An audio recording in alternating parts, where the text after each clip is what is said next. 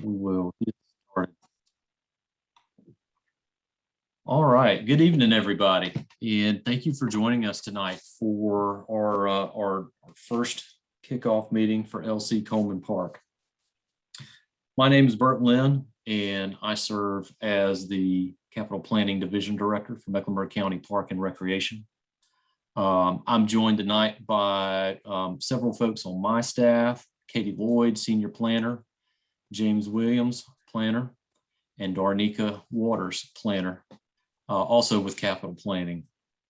We also have on the line Brian Joyner, who's the Central Park Region Manager for Mecklenburg County Park and Recreation, and Greg Clemmer, who is my counterpart. He serves as Division Director for Park Operations.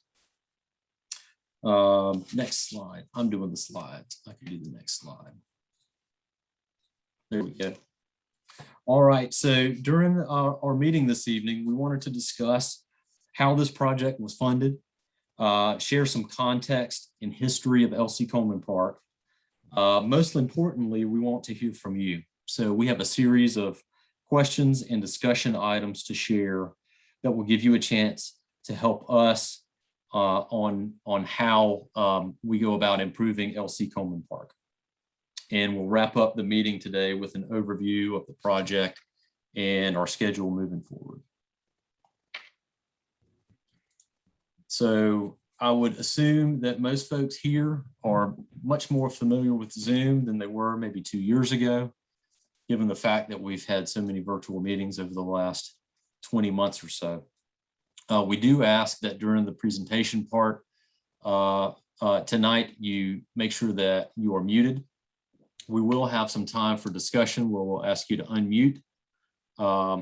And we also invite you to ask questions throughout as they come up using the chat feature. You can enact that by using the chat button on the bottom of your screen there. You can feel free to have your video on if you'd like, but you definitely don't have to. That's your choice. So very quickly, let's test out the chat feature. So please type your name and your favorite outdoor activity in the chat window there.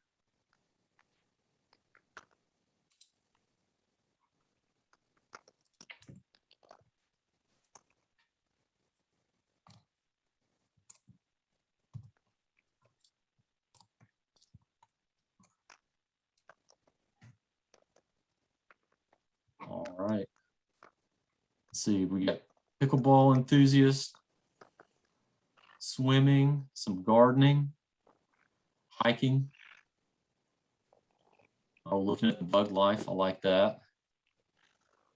Park festivals, walking, hiking, basketball. Fantastic.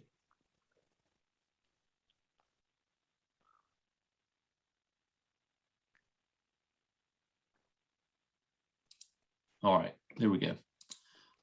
So we've got the chat ready to go. So let's get started.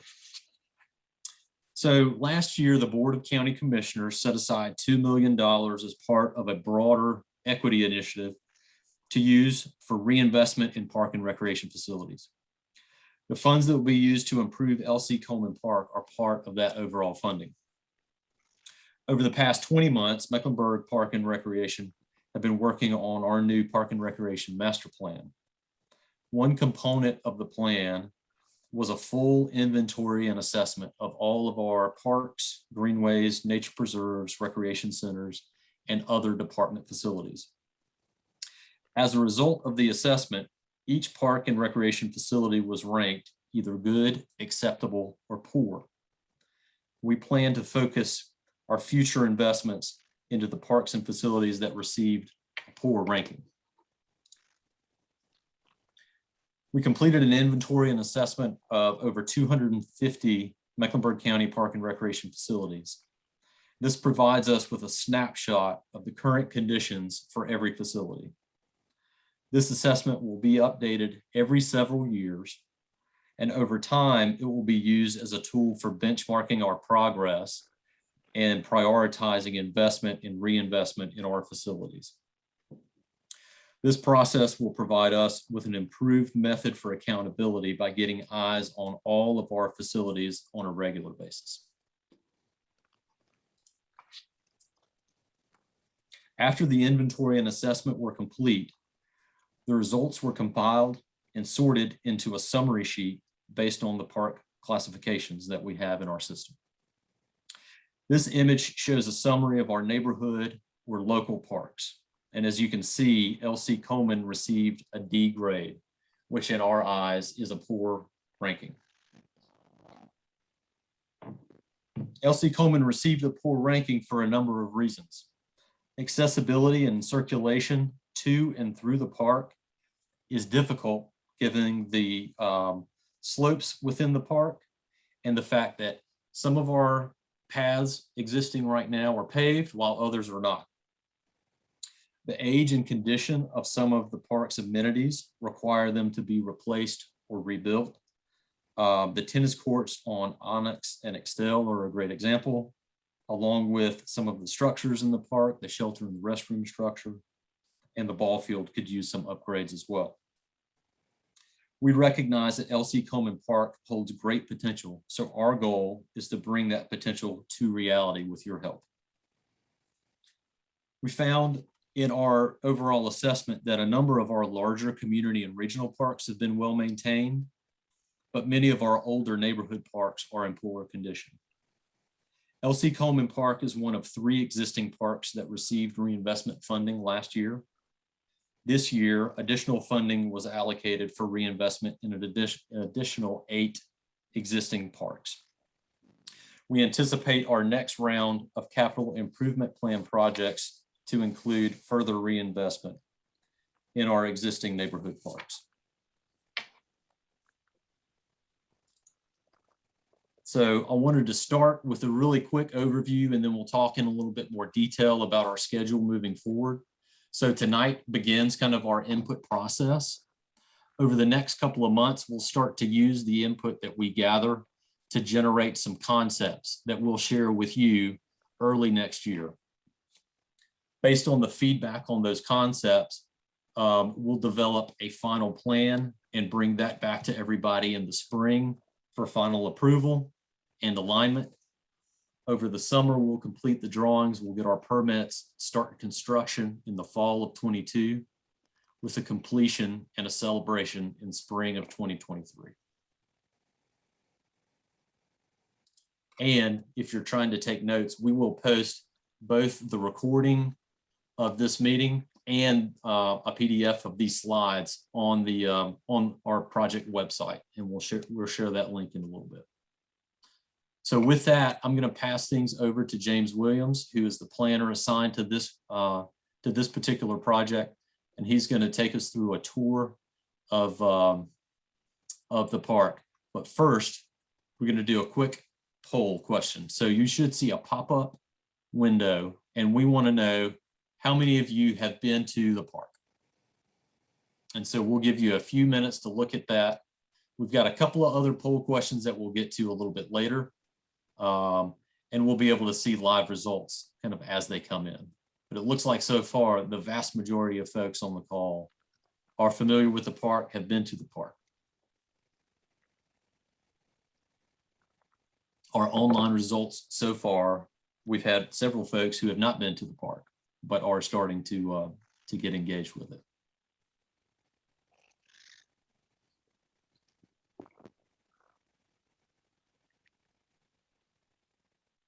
All right, Katie, there we go. So everybody who responded here, and we've got a couple of folks on that are staff that haven't responded, are familiar with the park, have been to the park. Very good.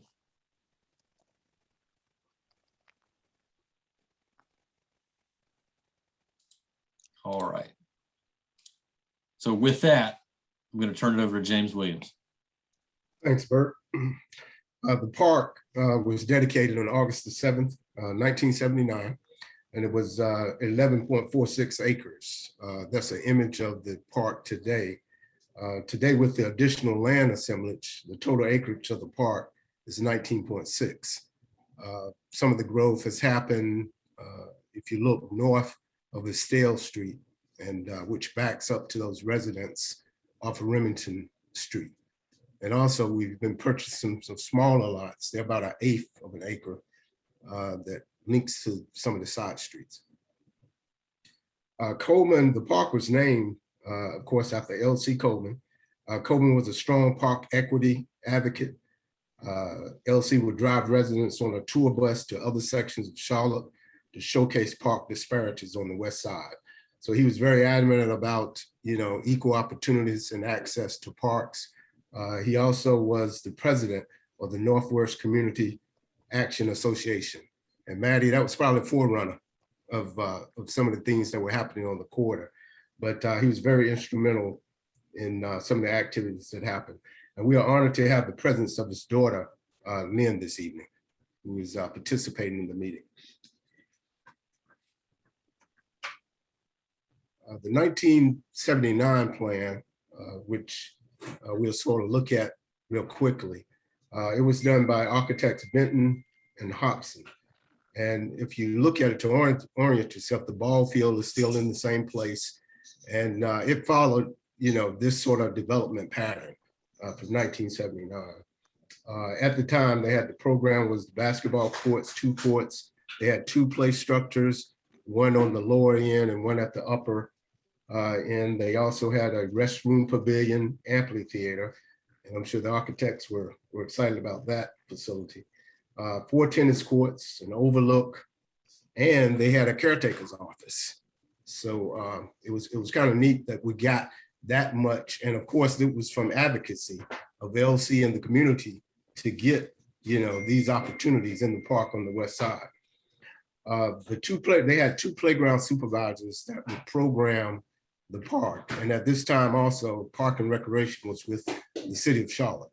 But they had supervisors that would be there in the summer, and they would run programs through the park, which is another item that Park and Rec is sort of leaning toward. And we call that the playground model, where we're sort of programming and engaging the park. The cost of the park at that point was $188,000, a little bit over that, $188,600. And the general contractor was T.K. Brown. And he's done some work for us. And, he's done a lot of park work. 1997, as we go forward, we had a master plan that was done by Worth and Associates. And this plan looked at deferred maintenance areas throughout the park. Everything from thinning vegetation to court resurfacing and refurbishing the trails.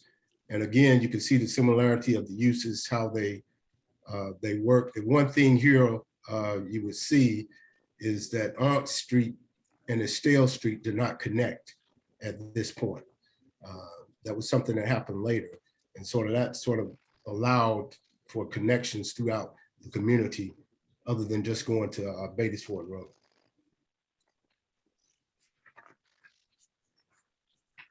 The park today, we have an image here which is pretty much is laid out with those same uses, the ball field and parking as you come off McDonald Street into the park.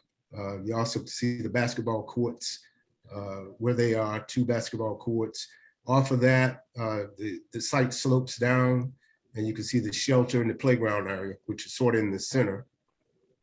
Once you cross the stream or creek or drainage draw, you get over to the restroom facility. And we've had a lot of comments about that restroom facility. And so that's one of the things we want to get out of this process is the opportunities for that. Then we have an entry also off of Celia Avenue and Rosanna. It's not as accessible as far as ADA, but that is an entry, a pedestrian entrance. We also have the crossing, a paired crossing that crosses over to the tennis courts, and that is actually a nice paired crossing, but it crosses Aunts and Estelle and gets you on the other side of the park. The other side of the park, of course, has the tennis courts and backs up to Northwest School of the Arts. This next slide, we just want to look at it quickly. It's the lay of the land. And one of the things we do as planners and landscape architects is look at how the site touches the land, and it's on a draw. It's the headwaters to Stewart Creek. And so we get a lot of water coming through the park, sort of bisects it. And so that's one of the problems we have with erosion and soil base, some of the vegetation. It is a low-lying area. So there's something we want to look at about that. Now we'll take you to some of the images of the site. As you can see, the vegetation. This is, of course, is the entrance off of Celia, Rosetta Street. Rosetta tees into Celia, and Celia, of course, goes out to Batesford Road. This is the restroom pavilion. There was a lot of talk at one point of having this as a true restroom pavilion, adding grills, putting tables. It's sort of laid out that way, but this is how it exists today. Playground area. We have grills, and you see it's a nice scenic playground, but it sits down from the basketball court. And we have had some issues of flooding with the shelter, water standing, basically because of the drainage and because of the low-lying area. But this is the playground. It has grills and also picnic tables. The next image is the tennis court. And a lot of issues about this is in disrepair, and that's what this process is about, is us being good stewards and taking care of what is our own. And this is opportunity for that. The peg crossing at Aunts and Estelle Street is definitely a good thing. And we're also looking at that area quite possibly as we go through this process of continuing more development on the other side once we cross Aunt Street.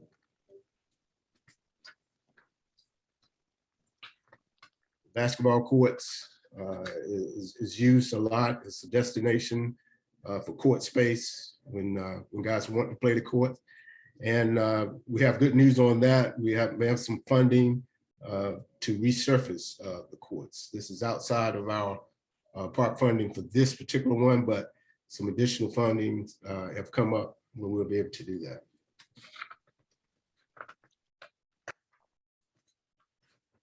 Next is the ball fields, which are there, and the parking is associated with the ball fields, and we get a lot of activity on that. It is a baseball field, and it's set up for adult softball. And of course, this is our entrance, which is adjacent to the parking and the ball fields, and we need to enhance that. But that's our gated entrance off of McDonald Street.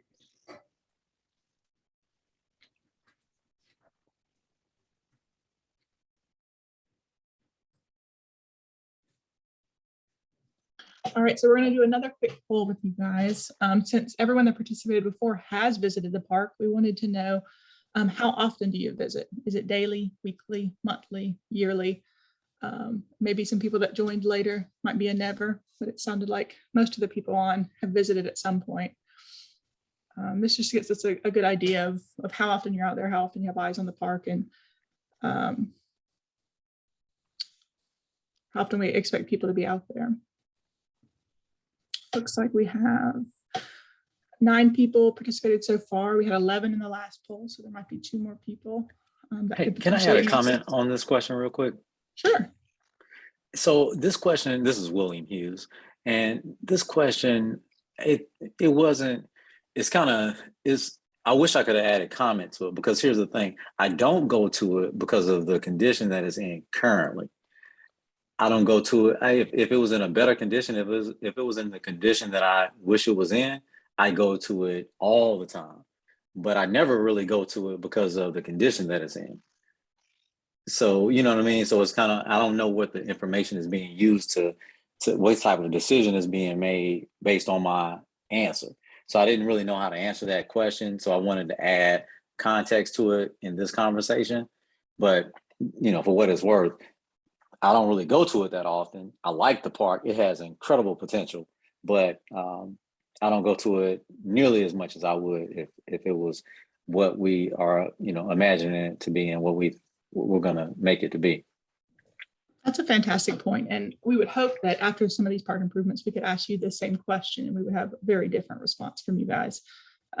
This just hits up an idea of a baseline of how we use it today. But thank you for clarifying for sure. William, I agree. This is Dawn Neal, and I helped a petition for that park to be placed down there with Mr. Coleman.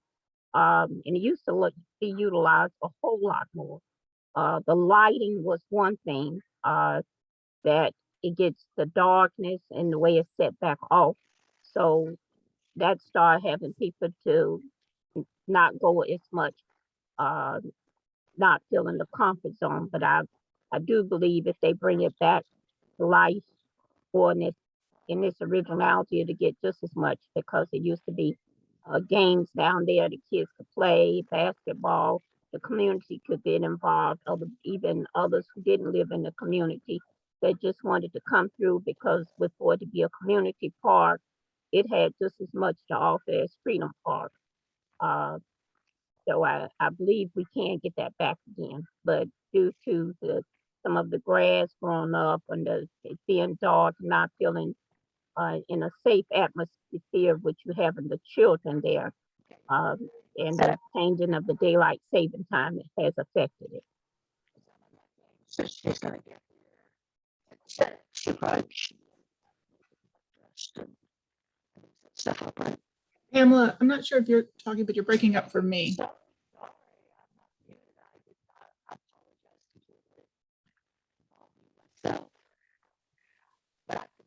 Or are you able to hear Pamela? No. No, it's kind of fuzzy. Okay. I can't understand any of the words. Pamela, I'm going to jump in. Okay. Hi, it's Maddie Marshall. And I have, as Don would say, I have fond memories of the park. I go back to the days when Greg Clemmer was just a little boy working out in the L.C. Coleman Park. But we did a lot of different activities in this particular park, from the festivals, and then we would have the summer camps in the park.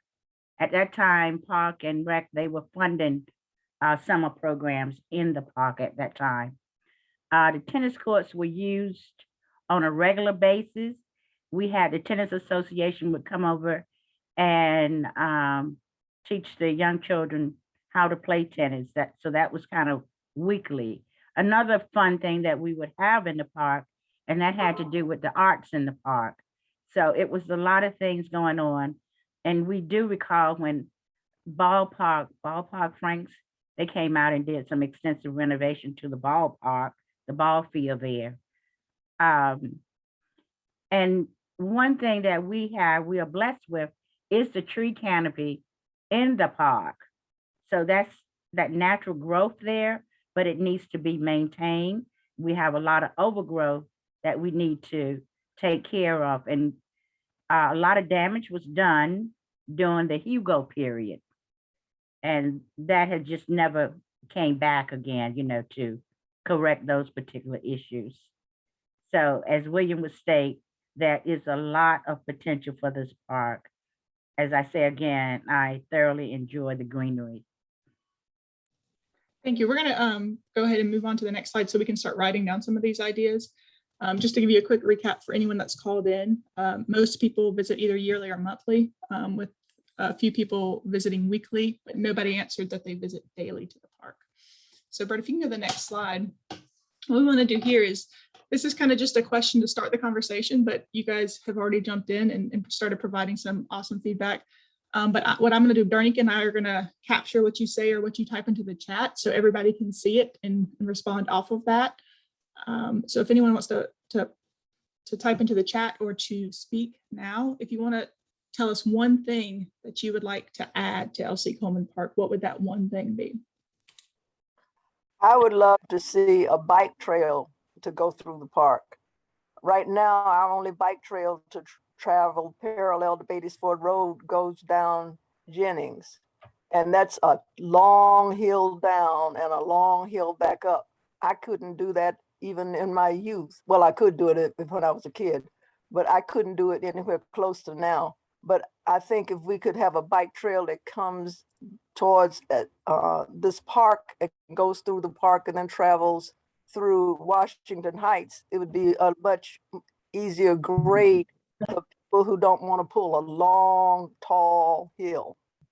So I would love to see a bike trail that goes through that and uses the neighborhood streets to transverse from University Park down to Johnson C. Smith. William, did you raise your hand? Do you want to go next? Yeah, surely. So we've been working on the Arboretum Trail for some time, and that's been a work that's been partnered with several entities, including the city of Charlotte, to connect some of the areas off the Beatty'sford Road corridor to almost basically makeshift a greenway connector, because we don't have one now. And so it would be great to help, with that, with LC, because LC is not connected to anything else.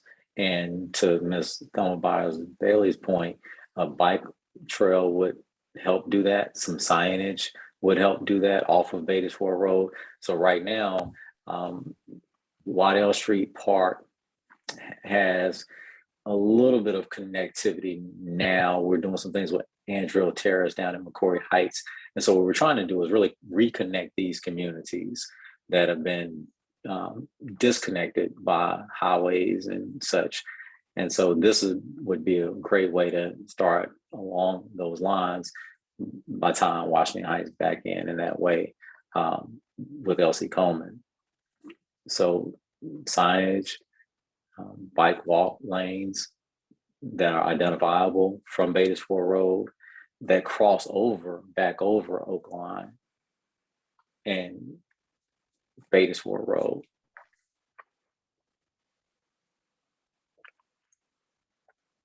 I'm Lynn Hudson, and I am Elsie and Sarah Coleman's daughter.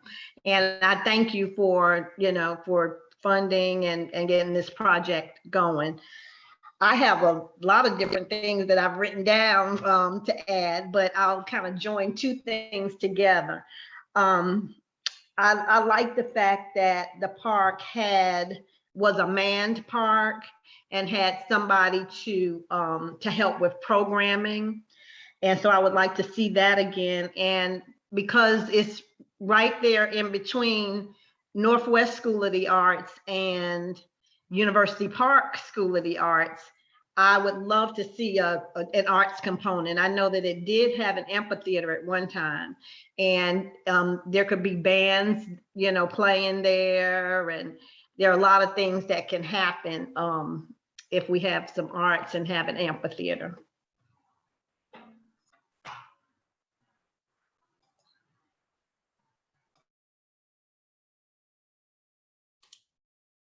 Thank you, Lynn. I think that's a great point. We actually, we have a local artist, Michaela Benter, who we're going to work with. I think she received a grant recently, and so she's going to be a part of the project to try to find some way to create an art as part of this project, but also kind of help us figure out how we facilitate art, whether it's a place for performances or things like that. To keep you guys going, it seems a lot of this conversation is about connectivity and kind of the infrastructure of the walking and the biking in the park, but also around the park. If I open this question up to two things, does the second thing come to mind in addition to the connectivity? I love the idea of the staff and the programming in the park and the arts component. Want to open it up to see if anyone has a second high priority thing for the park. I'd just like to add that at one point, one piece that was funded with Park and Rec, that was called Arts in the Park, and the funding disappeared. But I agree with Ms. Hudson that that's a key component with the arts. And do not forget the tree canopy and the tree maintenance. That's critical. Yep, Miss Maddie, that's something that James was mentioning earlier today, that it's one of the great assets of the park is having the tree canopy that we do in this area. I think there's been some invasive species and things that have kind of grown up underneath. And so that prevents you from being able to kind of see into the park and through the park when you're there. And at least for me, when I'm in areas like that, I feel a little less safe because I like to kind of see what's going on. And so that's definitely something that we'll pay some attention to. One of the kind of quick wins or early things that we can do within the park, maybe even before we start kind of the major renovation or construction next summer. It might be one of the first things that we see within the park there. So thank you for sharing that. And I just also like to mention one other thing, and that was an agreement during Greg Clemens' days with the Northwest School of the Arts and the retention pond. And that's been poorly maintained. And out of that agreement, we lost about, I think it was either a tennis court and a parking space that was on the upper end. And that never returned. Yeah, we were looking at some of the historic, kind of comparing the original design, the secondary design, and then some of the aerials over the years. And there used to be 4 tennis courts out here. Yes. And then sometime in the 80s, before 1993, 2 of those courts went away, the 2 in the middle. And then in 2002, 2003, one of the other 2 remaining courts went away when there was an expansion at the Northwest School of the Arts. Yes. And they had to go and do a detention pond kind of within that area. And so, yeah, particularly that corner of the park has really been affected and chipped away with some of the growth of the campus next door. Can I I'm speak? glad. Okay. Yeah, we hear you, Pamela. Okay, good. Yeah, I took my ears out.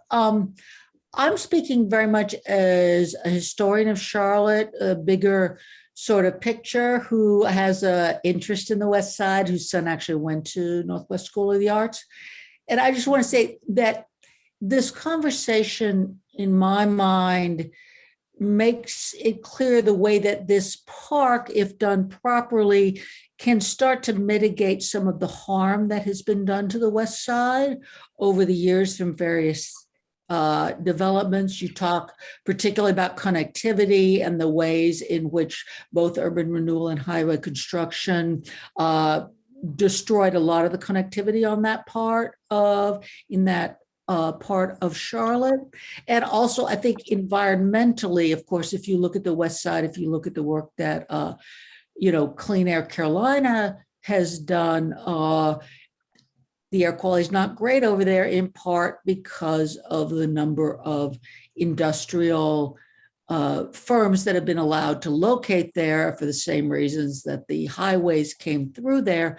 And so I think there really is a profound obligation to do everything that can be done in this park to help repair those for the people who have always lived there. And so I just think that's so important, and important that people like Miss Maddie and that William have been working hard to try to draw on the past and to make bring the strengths of the past into the present. So that's my statement. Is this question and answer turn?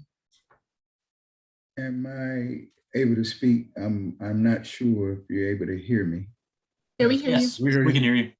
Okay, my name is Majid, and I've actually lived in this area, the Washington Heights area, all my life. I'm 56 years of age, and I do remember as a kid before 1979, being at the park before it was named LC Coleman. And I noticed a lot of different changes in the park, even the area where we mentioned where it's still Street on the other side behind Northwest. It used to be an open area. That was where we used to all go. And they had gazebos there, where many gazebos where they had the areas where families could go, but it's wooded now. I've been going to this community. I've been going to this park all my life. So it never stops. I live no more than 800 yards from this park. And I understand there's no pointing fingers and things like that. But I have spoken with Laurel Street, the owner, founder of Laurel Street. And I have spoken, which is Miss Dion Nelson and Mr. Ron Stewart, the senior vice president. I don't look for just Charlotte, North Carolina, Mecklenburg County for these funds. I've also reached out to Miss Maxine Waters, which is the chair of the United States Committee on Financial Services, because what I vision of this park, because like I was once a individual that was introduced as an alternative to balance individual that the city and the county introduced when they did that program. I do live in a community where there is a lot of violence. And like I mentioned, I heard one of the individuals say that you don't go to the park too much because there's really nothing there at that park. And if there's a lot of, like when I look at the parks across Mecklenburg County, especially the new park in Eastway, why can't this be that same type of environment when in the last 40 years there's no parks that's been awarded with anything in the west side? Not like I said, not pointing any fingers or anything, but when you have churches on the Batesville Road corridor that has amphitheaters, that have major parks, and then the city of Charlotte, Mecklenburg County, for the people, we don't even have the parks. It's kind of, an offset. But I used to personally, for 2 years, cut the grass at the tennis court. I did that, and Mr. He's the over the park. I guess Mr. Bryant, good fellow. I met Mr. Bryant, and Mr. Bryant is the individual who brought me up to par on a lot of the things that was going on because I really didn't know. But like I said, there's no pointing fingers on it. I just think that being that we're on the west side and we have a rail line that's going to be coming through, we can actually make this park bigger than what it, and we can get the support. I think the minimum things that, that they're going to put down there, it's not going to stop a lot of what's needed for the youths, not just the elderly people, the people in the future that's going to be in these communities. But I won't say much else, but, because I've written a lot of things on my own, but I've been sharing these things with a lot of different people, even with county and city committee. I will be going down there to speak with them. I supposed to went yesterday, but, some things came up. But like I mentioned, I'm just a person that I live in the community and I've been here and I've witnessed from murders to anything you can imagine in this community. And when it comes to people that like Mr. Ferguson, Ken Kuntz, these individuals, I know these individuals. So, it's not like I'm just speaking and I'm just saying things. I do get feedback from a lot of people and a lot of people in the communities. So with that, I'm just sharing that, my ears, I'm here to help in any way that I'm able to. But I do believe that funds, not only just from Park and Recreation, not putting it on any of you guys, but I do believe that we can get the necessary funds to be able to do anything we want to do for the West Side community, especially the LC Coleman Park, especially when the city and the county has awarded $1 million just for a yacht program. So with that, I just, leave that to that. But I thank you all so much for me just being here, and I'll just listen in for the rest.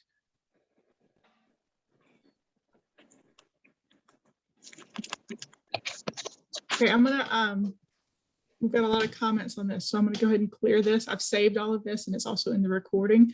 And so keep these conversations going. And this is more of an open-ended question, but do you have questions about the project that we haven't gotten to yet, or just additional comments that you want to keep talking about? We've hit a lot of topics, but I'm sure there's more. Well, I would like to just add a couple other sports maybe to the park.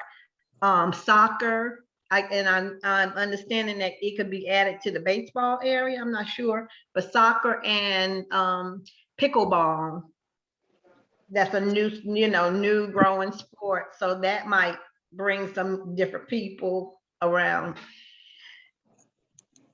Yeah, we get a lot of requests for Soccer and pickleball. You People guys love do a lot? pickleball. Yeah, Mhm. people love pickleball. Yeah.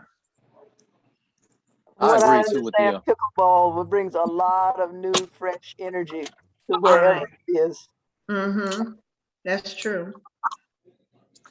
I agree too with the sports. I was wondering how we could reactivate the tennis court, and I mean the baseball court. The baseball field in of itself is a beautiful field, and it seems like there should be some way from a county engagement to be able to activate that field, and for the other sports that have been mentioned as well, on a regular basis, to provide a level of exposure and energy to that park that's not there now. Right. I mean, it's sitting there. I mean, it's an incredible field to be inside of a neighborhood. I know. I know high schools that don't have a field that nice. Yeah, that's a good point. And we'll take And the tennis court. Yeah, sure. We'll take the opportunity to coordinate with our staff at West Charlotte Recreation Center as well. I know in other parks similar to this one that have kind of a single ball field or something, a lot of times it's used for practice or play for a local team. But if there isn't a local team, if you don't have enough to sign up in one area, then they might have to go to another area of town in order to play. And so I'll ask a little bit about what kind of activation they've programmed there at all. The comment about soccer and playing field, we are short on kind of flat open space here, and we don't necessarily want to go and cut down a whole lot of trees in another part of the park to build that. But you can absolutely use the outfield area, the grassed area there, to expand, what you use. And maybe we need to think a little bit about kind of the outfield fence and whether or not we need a fence there at all times, or if we kind of shift and move the fence a little bit, it might allow for a few more uses in that area. My question would be, this Rodney K. Hood. In the larger span of things, how does the LC Coleman Park tie into the Greenway plan for the West Side? Where are we in connecting our greenways to run all the way down through State Street and to uptown? Can anybody fill me in on the park and the Greenway connection? Yes. So I'll start, and then Katie, you can chime in if you'd like. James mentioned earlier that the draw that runs through the park and the creek that runs through the park ties into Stewart Creek. And Stewart Creek is a Greenway corridor for us. So the built sections of Stewart Creek Greenway right now are on the opposite side of Highway 16. But the section that we have on the north side of 16, the same side as the park is just to the east of Stewart Creek. And we have land that we've acquired. Much of it is floodplain land, so it's unbuildable anyway. That would link that future greenway to the park, and then with a path system through the park to the areas kind of north, south, and east of the park itself. Katie, do you remember where that section or this section of Stewart Creek ranks right now? Is it in the top 30 projects? I don't believe it's in the top 30, partially because we still Okay. need a good bit of property Right. to make those final gaps. I will say that we have been acquiring property slowly along there, along with our colleagues at Stormwater Services who have been doing some, or at least designs for stream restoration projects in there. And a lot of times what we try to do is piggyback our greenway projects on their stream restoration projects. The tricky part is going to be how we get under Brookshire Boulevard and then the rail just on the other side of Brookshire Boulevard. And so that's something that we have looked at a high level. It might make sense as part of this project to start looking at that in a more detailed way so we can start having conversations with the North Carolina Department of Transportation and the rails. I can't remember if that's Norfolk Southern or CSX, that rail line there. But we'll go and do that. A lot of times in order to start those conversations with those rail entities, you have to have a pretty high level of design done with a lot of detail. But we may be able to go ahead and kickstart that as part of this process. So we start to look at those bigger linkages kind of beyond just the park and the areas within that are directly adjacent. If I can just kind of dovetail into that, I think that's an incredibly well-timed question and great response. And I think it would be advantageous for us to do exactly what you just mentioned, start having that conversation in part with what we're doing right now, because we're really, to some earlier points about connectivity, we're really behind in that way, in a very big way, and we need to make some significant strides to catch up. And this could be a big step in that direction. So we would appreciate, those types of conversations being had and those strides being made. So I would just second that comment that Mr. Hood made and question that he raised, and thank you for responding to it. I'd like to add a third to this part of the conversation, because I've been looking online at various programs about where cities that formerly decimated Black communities with freeways have gone back, and as part of their restoration have built overpasses that are usable, for such as, like you talk about connectivity. Sometimes they put parks on the overpasses. Sometimes they put, there are a variety of different cities do different things, but it's usually the transportation department that has tried to reclaim the area over freeways and over rail passes, especially where communities were destroyed previously by those entities.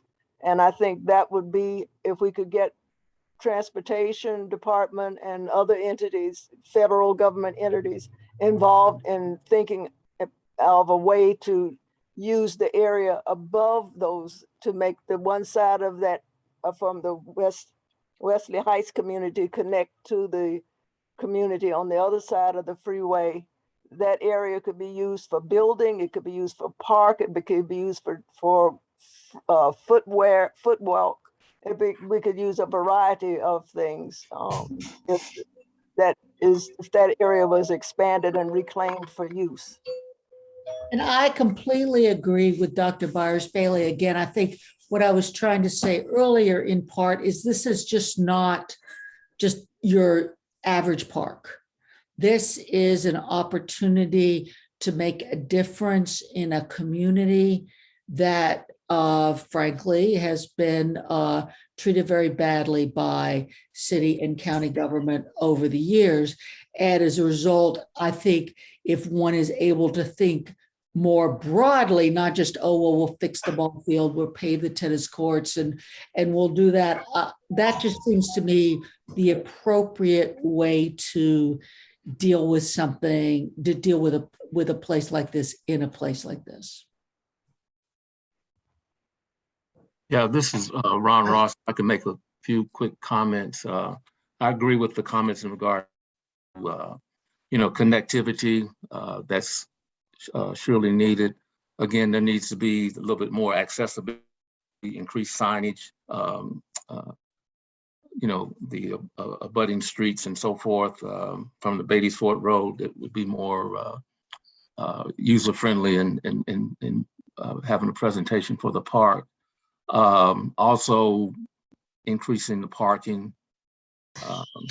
Looks like the park has grown acreage-wise and so forth. So if we could do that as well. And then also something that, again, that greatly affects our community is the digital divide. So there's, again, something I just kind of heard of the other day was as far as solar trees that could service that need within the community. So that would be surely needed. And then, again, I was speaking to James earlier, one of the points, we were talking about the environmental service, people mentioned their concerns. There was a EPA air quality monitor that was just recently located at Friendship Park. And during that, one of the locations that we had an option to was LC Coleman Park. So again, it's a good location. You got the acreage and everything for those and this point is just something I think overall with all the parks now, again, as a younger child, growing up in Charlotte, Mecklenburg, during the summer months, again, we had the luxury of some of the teachers being in supervision positions at the parks during the summer months. And we had field trips and that type of thing that we went to as well. So if there could be some way, at least initially, some project pilots, and again, I'm suggesting LC Coleman be part of that, where you have that opportunity during the summer months or months when kids are out of school and they're engaged in programming, needs around the park as well. So, and I submitted some other things online as well. So, but I just wanted to bring those points out as well. Yeah, this was a really similar conversation that we had with residents in Enderley Park about their local park in terms of how parks used to be activated in previous years and how some of that programming is kind of gone away. Mhm. Know that our community and recreation center services staff, who oversees much of our programming, started a small project this past summer. Mech Rec and Roll, I believe is what it's called. And so it's basically a van with staff that goes to various parks. And I believe they tried it out this past summer in 3 or 4 parks where they go on a certain day each week to that park. And it might be every other week. And they bring staff, they bring games, activities, things like that, and invite the neighborhood to come out. And it sounds like that would be a great program for us to get going again and use in LC Coleman Park as one of those locations. So we'll definitely talk with. Two other points here. As far as the allocation of funds for this park, has that been determined as far as the budgeted amount? Yes, sir. And also, if you can answer this too as well, with the park rankings and et cetera, is that information that's available to us, and also that schedule for reviewing the process, just as an opportunity for the community, to those that may have not seen the overall layout of the park, if we could maybe schedule a day kind of have like a tour type situation to further, enhance our knowledge and kind of hands-on approach to see what could be added and that type of thing. So. Yeah, so our budget for this project is $850,000. The assessments, all of that information is available through MEC Playbook, our master plan, which we're hoping to get the final adoption on next month. And one of the appendices is basically a summary of that entire process, which includes what I'm guessing you're looking for is kind of a list of where all the parks kind of within our system rank. And then your third question was meeting on site and doing a tour out there. Yes. Our plan was to do kind of this as a kickoff, continue online engagement through public input, and then have some times where we can meet on site. Maybe it's just a pop-up and we talk to folks who are at the park, or we'll have a scheduled time where we can kind of walk through, look at things, note them, and then start to think about, okay, well, maybe this doesn't make sense in this location. Maybe we need a couple of more picnic shelters, but they need to be up where the tennis court is, so there's more eyes on in that area. But we're able to do that kind of within the existing tree canopy that we have. So all very good points, Ron. Thank you.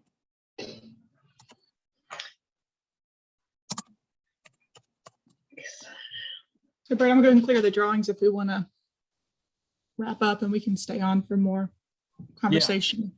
Yeah, because we've gotten to our hour. So I'll do a quick wrap up, but we'll stay behind if anybody has anything else that they'd like to share. So we looked very quickly at the schedule earlier on because we know that people want to know, like, what's the plan? What are we going to do here?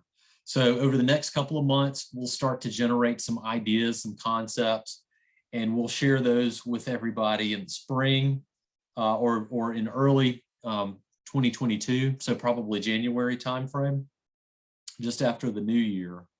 And we'll start to look at those concepts. We'll have kind of an interactive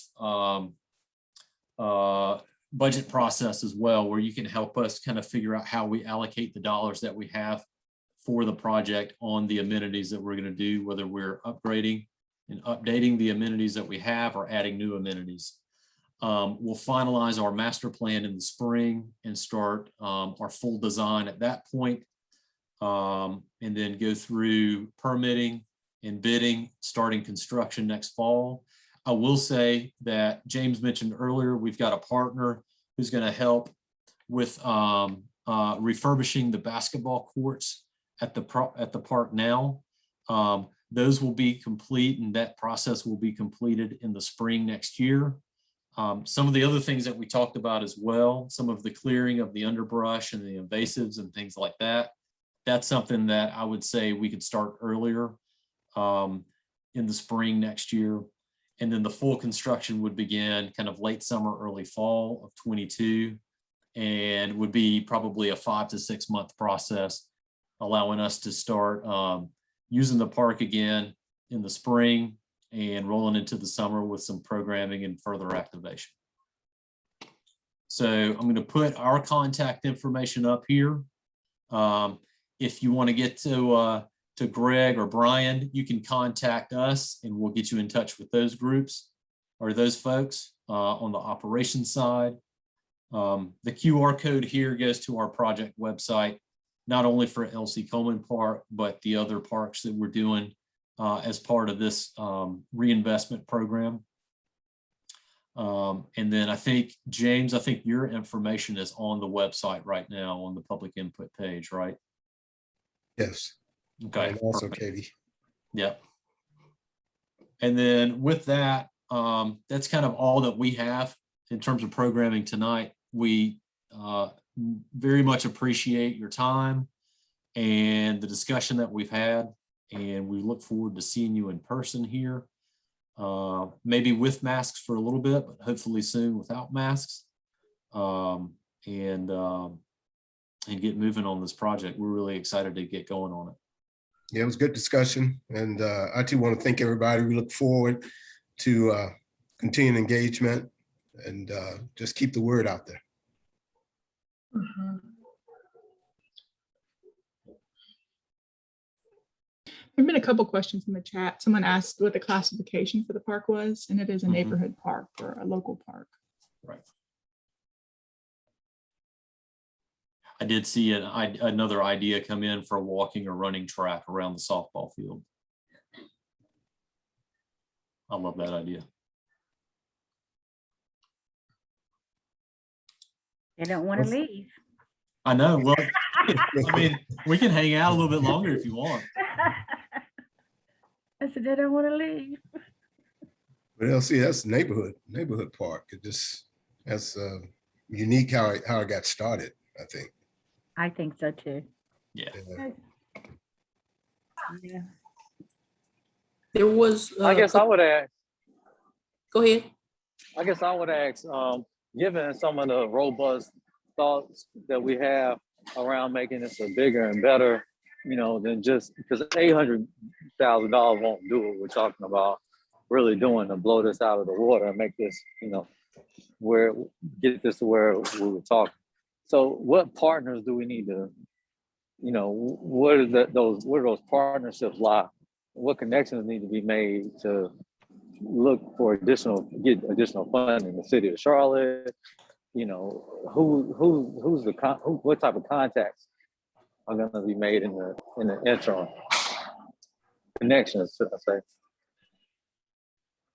I think it's worth having a conversation, and we'll have a conversation with our counterparts with the city of Charlotte, given the work they're doing in the Corridors of Opportunity program on Beatties Ford Road. We've got contacts with some local nonprofits. Partners for Parks comes to mind. Carolina Thread Trail, we've worked with them quite a bit on a lot of circulation and trail work.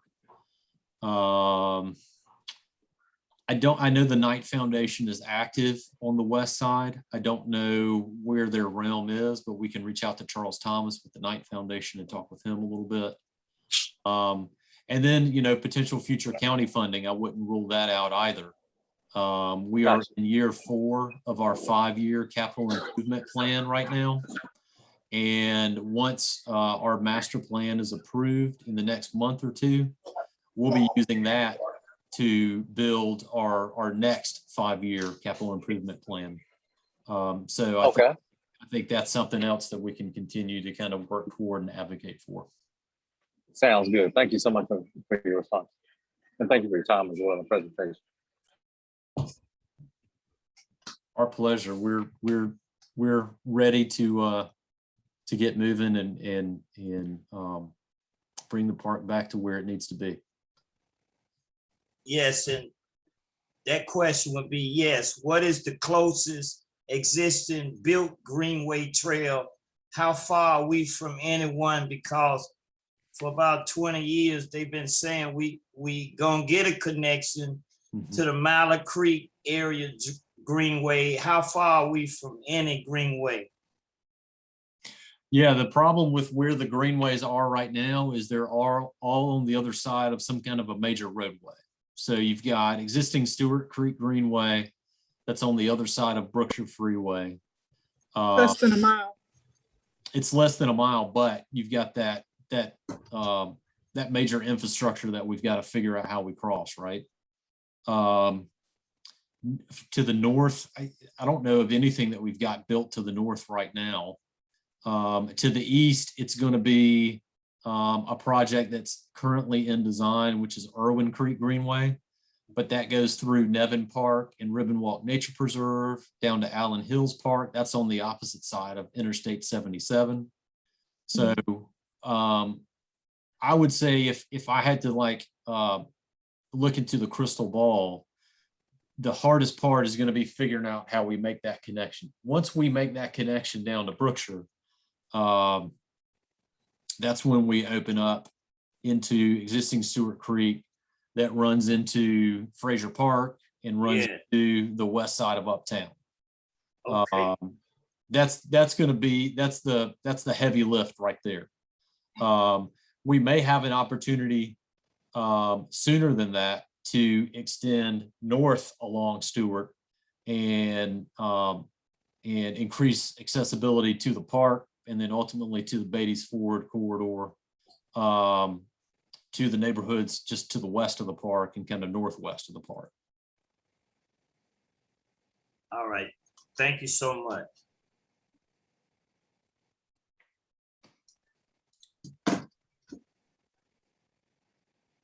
Maddie Marshall, this is Greg Clemmer. Nice to see you again. Greg, it's always nice to see you and to I'm in- re-engage. I've been listening. So Great. Mr. Brian Joyner is your regional manager now. He'll take care of you, but we'll get this place straightened out.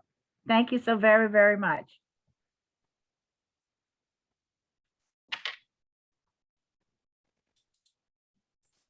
All right.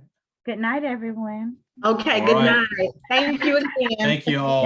Thank you, Look guys. forward to seeing you soon. Thanks. Yeah, hi. Thank you. Thank you. Hopefully.